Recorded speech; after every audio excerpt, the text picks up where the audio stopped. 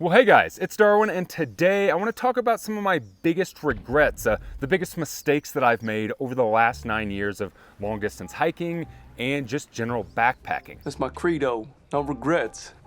Now, there are a lot of those biggest mistakes beginner backpackers make videos here on YouTube, and that's not what I'm trying to do today. I want to talk specifically about some of my personal regrets from all of the miles that I've hiked in the last 9 years and some of the stupid, I guess for a lack of a better word, things that I've done that if I could go back and change, I totally would. Now, I'm a firm believer in every mistake that we make when we're out on the trail is a great learning experience and it teaches us how to be a better hiker, but these are still about 5 things that if I could get in a time machine and go back and tell myself not to do, I totally would. All right, so the first one is one that I'm probably gonna get a lot of flack for, and it's because I've said the opposite for the past 9 years, especially here on YouTube. And that is do more training and build more of a base fitness and strength before starting a long distance hike or even a bigger backpacking trip. Now, for the last 9 years, anytime anyone's ever asked me how to train for something like a thru hike, I've always said the best way to train for a hike is to get out on the trail and hike. Guys, the best way to train for a thru hike is just to get out and hike. And I still believe that. I think one of the best ways that you can get your body in shape and get it used to carrying a pack and putting in the miles and the shoes that you have is to get out on the trail. But when I think back at all of the long distance hikes that I've done, I've gotten injured on just about every single long hike except for my first one, which was the AT in 2015.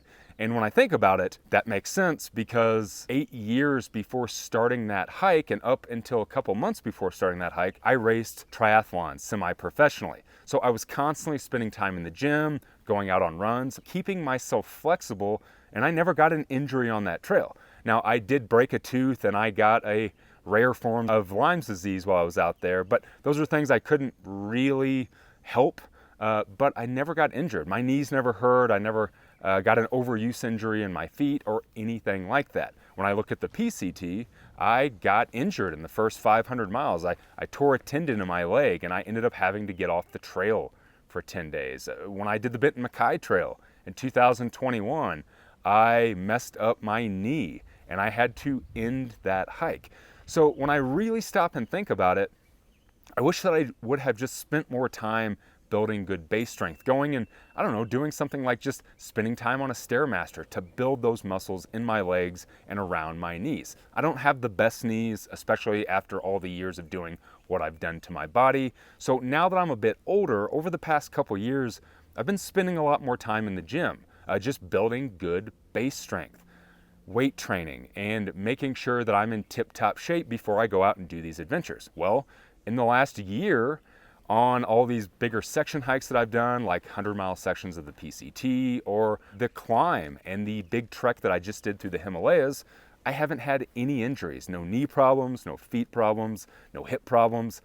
And I think it's because I am spending time taking care of myself before getting out on these adventures. So even though it pains me to admit that I was wrong over these 9 years, I think that getting out on the trail and just hiking is a great way to get your body ready and to get your mind ready for a long hike or even a big weekend backpacking trip. But I also think you definitely need to spend time building good base strength. The second big regret that I have is one that has to do with gear and my wife. And this is probably going to come out wrong, but a big regret that I have from my long distance hiking career and even starting to hike is sharing gear with my wife. Now, before anybody jumps me in the comments, bear with me.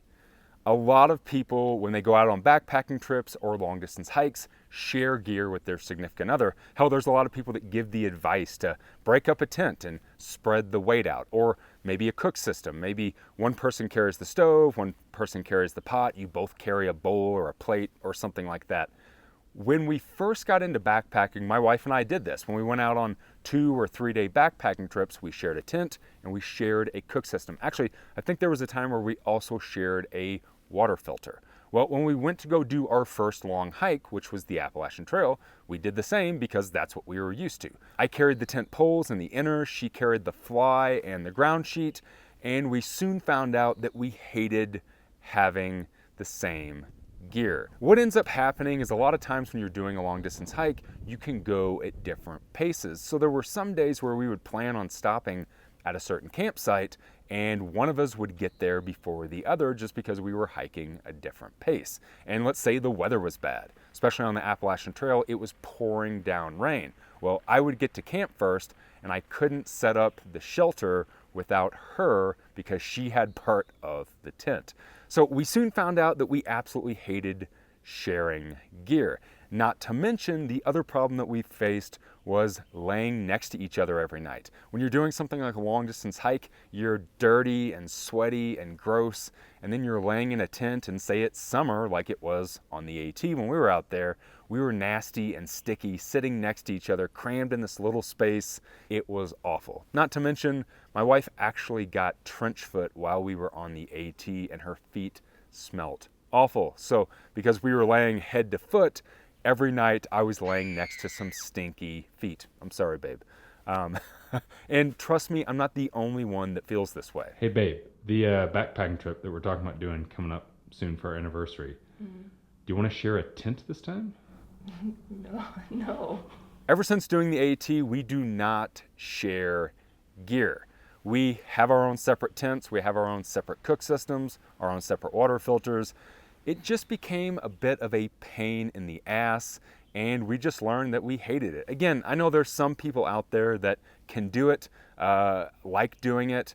We found that we absolutely hated it. So it's one thing that I regret. I wish that when we first got into backpacking, we would have just had our own separate kits and it would have been easier in the long run. Okay, so my third biggest regret kind of pertains to the first one of not taking care of myself more before I got out on the trail and building good base strength. And that is not taking care of myself more on the trail. When you're doing something like a thru hike, you overlook a lot. And a lot of that has to do with your own physical being and how you are doing, because you're kind of dead set in this mind space of I gotta hike these miles and I gotta get to this next town and I gotta get to camp. So you overlook a lot, and especially with your own body. Again, I am no stranger to injuries on the trail. I've gotten a lot of overuse injuries that were pretty much preventable if I had just listened to my body. For instance, on the PCT, that little twinge that was in my shin for a couple days. I did something to my ankle or my shin in my right leg. I've never had shin splints before, but it's kind of what it feels like. If I would have actually listened to my body and stopped, got off the trail for a day and taken care of it, I wouldn't have torn a ligament and ended up having to get off the trail for 10 to 12 days. And I thought that I had shin splints coming on. I should have gotten off the trail. I should have gotten off the trail the first chance I had, and I shouldn't have pushed it, but I was stubborn. So it's little things like that that I wish that I would have just paid attention to more. Again, you kind of get in this mindset and you just overlook everything. You eat like crap when you get into a town instead of taking care of yourself and actually getting in good nutrition. You eat a bunch of pizza and drink a bunch of beer because it's what you crave, but you don't really take care of yourself. And I can tell you, after so many years of doing long distance hiking and just beating the crap out of my body, not taking care of my body or my mind while I'm out there, it has definitely taken its toll on me, and I feel it now more than I ever have. So if I could go back, I would tell myself to pay attention to that little twinge in my knee. Take an extra day off on the trail. Go take a zero, spend it in a town. When my feet started to hurt, I wish I would have replaced my shoes sooner.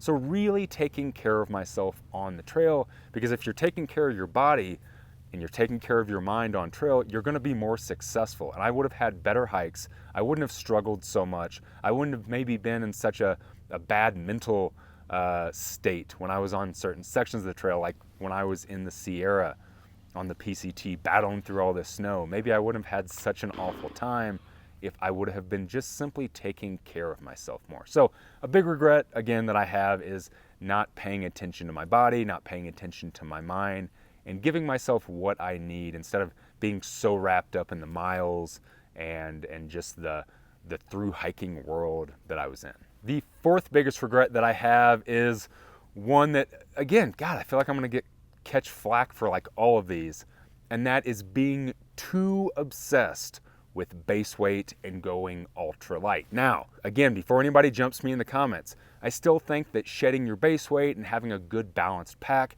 helps. It helps with your enjoyment of the outdoors. I personally like a very stripped down, simple kit, but when I first got into lowering my base weight, I looked at it all wrong, and I think that's what a lot of people do. I was trying to find the absolute most ultralight gear that I could get, not caring about the comfort, not caring about how it actually performed, and just focusing on trying to get my pack weight down, not understanding that the whole point of trying to go ultralight or even lightweight is to kind of simplify your kit. There was a time in 2017 where I went down the rabbit hole and got absolutely obsessed, and after shedding everything that I had used for the 2 years prior in my hiking career, my long distance hiking career, I ended up having a sub 8-pound base weight. I went out and did a massive section on the Arizona Trail, and I was absolutely miserable, absolutely miserable. I had just a tarp and a little bivvy thing that I slept in every night. I had this super thin foam pad instead of the inflatable pad that I was used to. I don't think that I brought a pillow. I just didn't have any type of comfort or luxury items. It was cold in this canyon last night. Cold.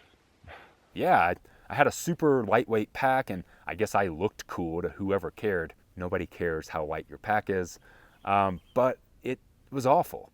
After that, I learned a super valuable lesson, and I started balancing ultralight with comfort and figuring out that, yeah, maybe I didn't need an extra pair of shorts and a shirt on the trail. So because I was getting rid of those, I could afford to have a pillow, and I could afford to have a thicker pad and add the weight in the places where it mattered, and really started thinking about how to balance stuff. So a big regret that I have is kind of jumping down that rabbit hole of trying to get so stupid ultra lightweight that I was just miserable on trail and totally lost the whole point of being out on a trail and backpacking in the first place.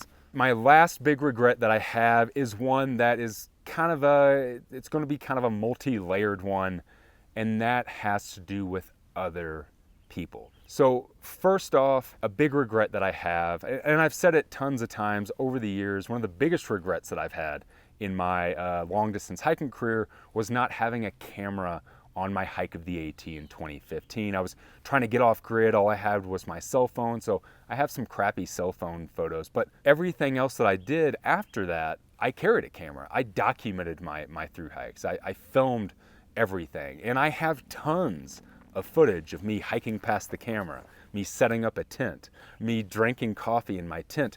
There's a lot of me, and a lot of times it looks like I'm hiking by myself, but almost every single thru hike that I did, I was hiking with another person for most of the trail. And I wish that I would have turned the camera around more and documented their experience and got their feelings on what we were doing. Now, I tried to do that a little bit more on my CDT thru hike and filmed a lot more of the people I was hiking with, but I wish I would have just spent more time documenting the other people that I met and the other people that I made connections with and what they were going through and their thoughts on the same experience that I was having. Now, I know that that's one that only if you're going to be documenting stuff and filming stuff that kind of pertains to, but with people being said, the other layer of that is I wish I would have spent more time developing more relationships with people, because I was so focused on thru hiking and the main goal of getting to the end of the trail. There were a lot of times where I skipped out on that communal experience, spending time with people in towns, staying in hostels more so I could be in that communal environment, going out and getting dinner with people and beers. I was very dead set on what I was doing. So the people I was hiking with, I spent time with, and we had the same goal, but I wish I would have spent more time with more people and getting to know more people on the trail. I did that a lot in 2015. I hiked in a big tramway. It was very, very communal. It's what I fell in love with long distance hiking and backpacking.